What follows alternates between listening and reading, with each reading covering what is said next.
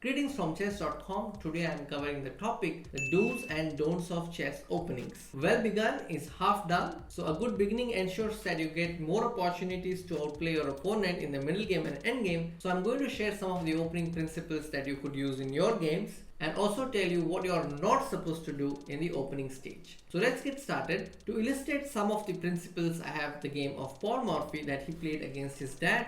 He played e4, e5, and here comes the first principle that you must control the central squares with the opening moves that you play. e4, d4, e5, d5. These are the four central squares that you must keep control over no matter which color you are playing. If you're white, it's the same for you. If you're black, it's the same for you. So make sure that with every new move you play, you exercise more control on the central squares. After knight f3, knight c6, white developed his bishop to c4, and Paul Morphy's father, he played bishop to c5. It's very important that you develop your pieces as quickly as possible so that you can pose more threats to your opponent. So that's the second point, to develop your pieces quickly. And in this position, Paul Morphy tried the Evans gambit with b4, and after bishop into b4, he played c3, attacking this bishop, and after bishop c5, he played d4, ed4, cd4, bishop b6. I must admit that black has played a bit passively in this position, but let's go ahead with the game. In this position, here comes the next tip I have, that is to castle as early as possible. By castling, you are actually helping your side to bring out the rooks next, and it also brings your king to safety. So consider castling maybe before 8 or between 8 to 10 moves. That's the ideal move number. So you just castle, and after knight a5, the bishop was attacked, so he put his bishop to d3. And in this position, black actually had to castle early. He had to move his knight and castle, but he played d5, which is a pawn move, and it's not really necessary. So NUPM was once coined by John Nunn. So he says no unnecessary pawn moves. An acronym to remember. By playing d5, black is actually giving a chance to open up the position, and that is exactly what white wants to do. He wants to open the position because the black's king is in the center. So after ed5, queen d5, there comes the next point. Whenever you get a chance, develop your pieces with tempo. For example, there is a queen here. You can play knight c3. Thereby, you are, number one, developing the piece. Number two, you are posing a threat. That means you are keeping your opponent busy and not giving him a chance to develop his other pieces. Inevitably, he is forced to move his queen. So after a few moves, we reach this position after knight c3, queen d7. And here, Paul Morphy found a nice way to completely break the cover of black's king. He played d5, attacking the bishop. This is a pawn sacrifice, but it's well thought. Bishop into d5 happened in the game. White played knight takes d5, and after queen takes d5, he played bishop b5 check.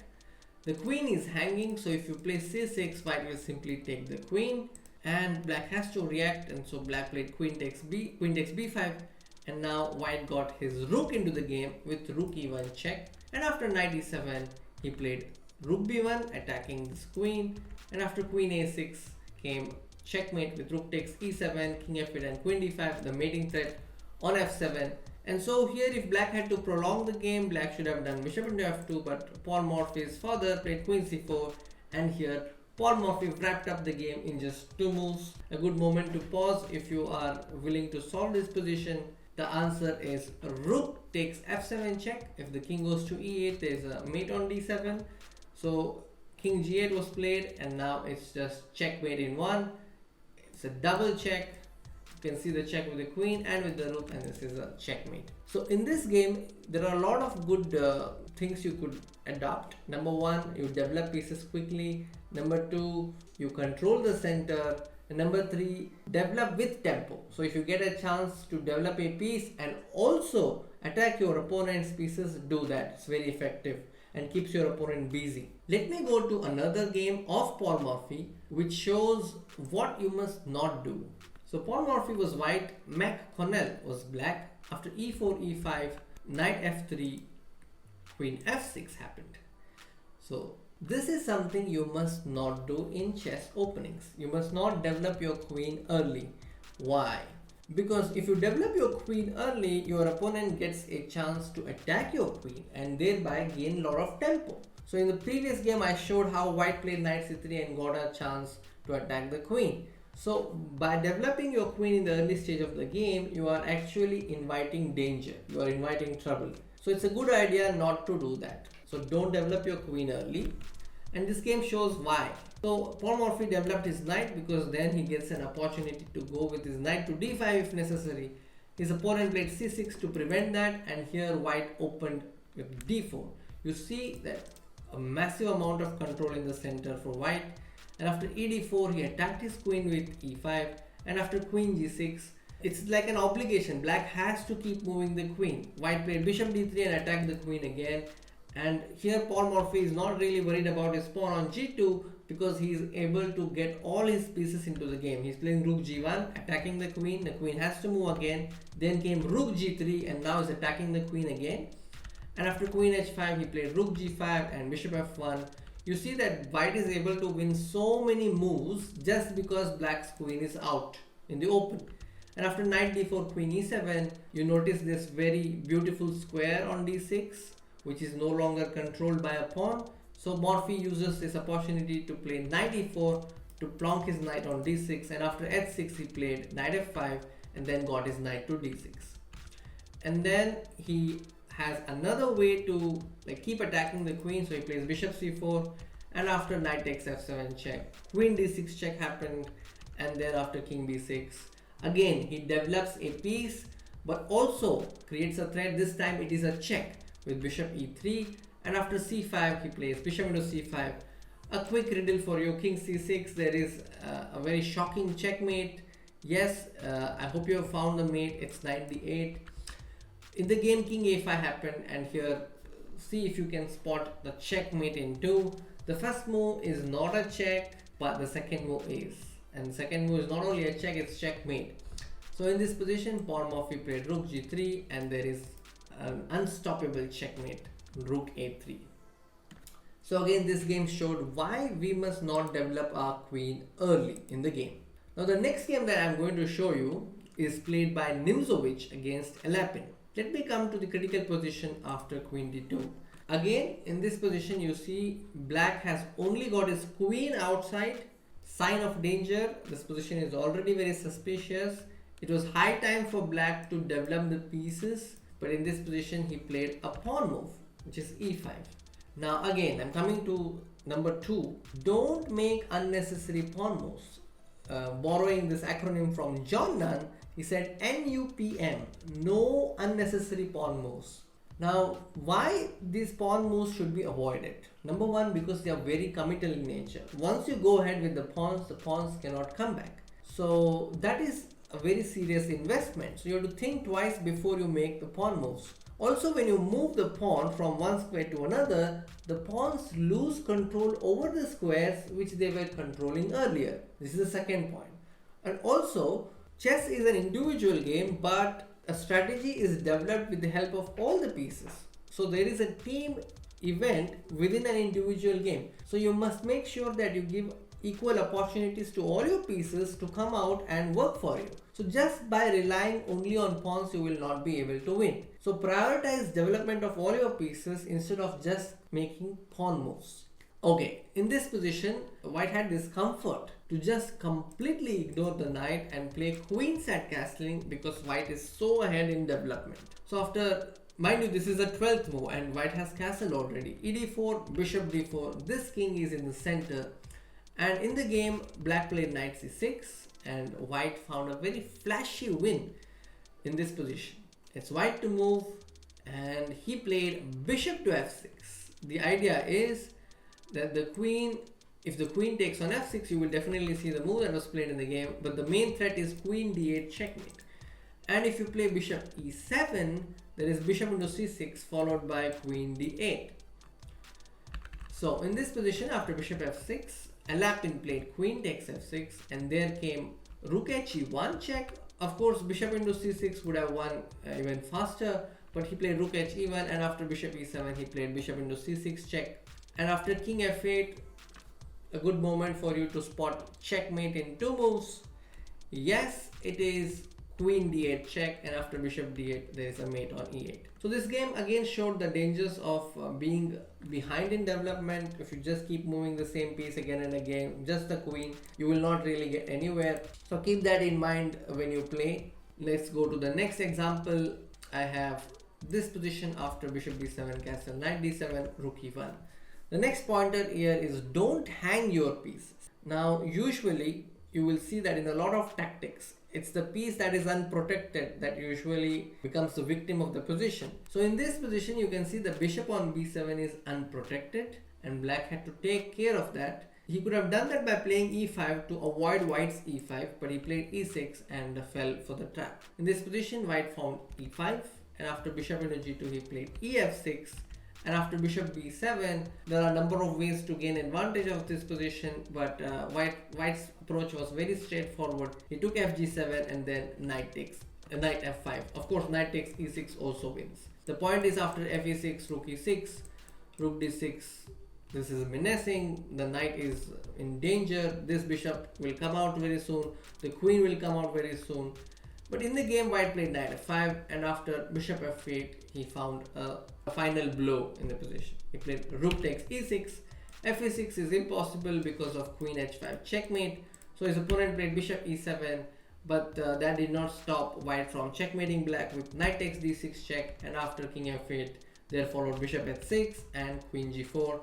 And then after bishop g5 white need not even take this, he had rook e8, and then after knight f8 he found a checkmate in 3 moves.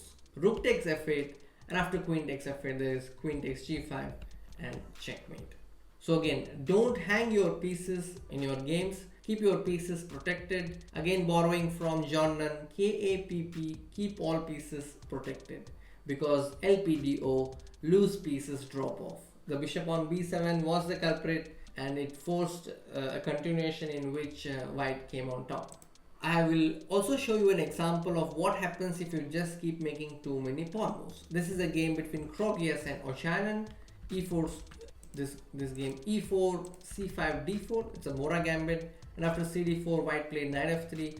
Black could have played knight c6, d6 or e6 depending on the Sicilian that he had in mind, but he went e5.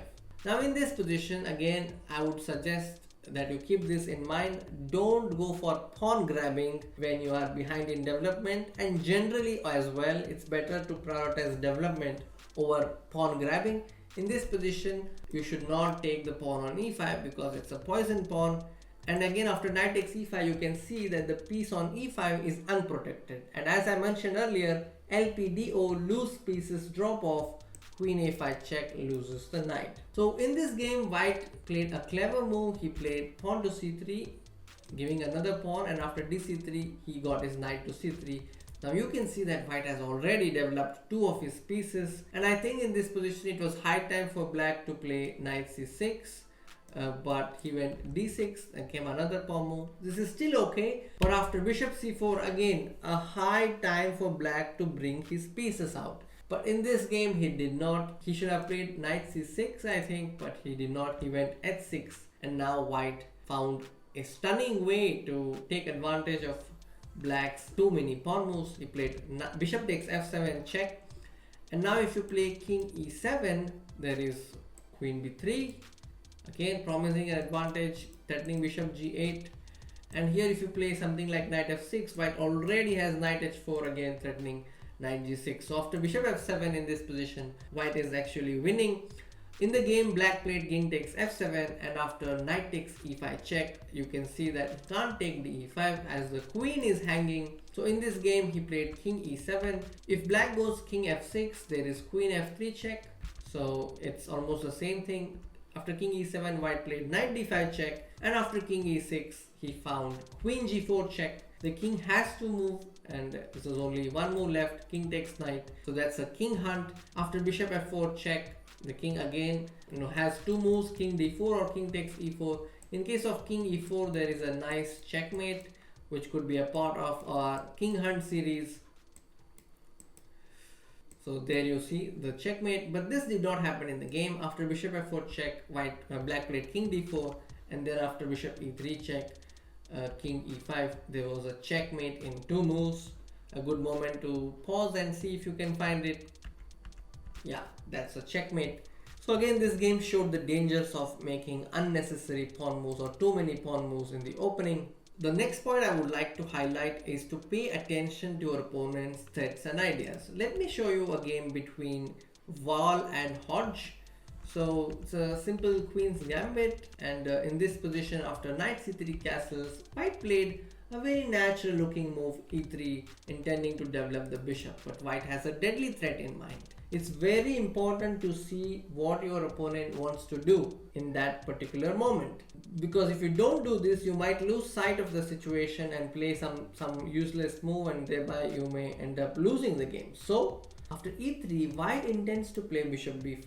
This is the threat. So something like a6 or moving the queen away could have been useful, but in this game his opponent played knight d7 and white has bishop b5, and here black resigned. So this is something you must definitely keep in mind when you are playing the opening part. Keep an eye on your opponent's ideas. So just do a quick recap of the things that I've covered. Number one, the do's. Develop your pieces quickly, control the center, castle early, connect your rooks, and pay attention to your opponent's threats and ideas. These are the do's. Now I'm coming to the don'ts. Don't develop your queen too early in the game. You have seen different examples in which that idea was busted. Number two, don't hang your pieces. I have given you two acronyms to remember: KAPP, keep all pieces protected, and LPDO, loose pieces drop off. And then don't make too many pawn moves in the opening. NUPM, no unnecessary pawn moves. Play only those moves that are necessary, because pawn moves are very committal in nature, and don't waste your time on making too many pawn moves. And number four, don't move the same piece again and again. I've told you that chess is an individual game, but it has the essence of a team event. So you have to coordinate your forces, bring all the pieces in action and use them to create threats. And finally, don't go for pawn grabbing without finishing your development. This is something you must keep in mind. And remember, when it comes to doing things, castle early and connect your rooks before move 14 or between 14 to 16. I think with these opening principles, you will at least have a decent position out of the opening. And when you play your next chess game, if you are able to play or get a decent position after 10 moves, consider this as a success. I'm wishing you all the best in your endeavors. I'll be back with another video soon. Until then, take care. Bye bye.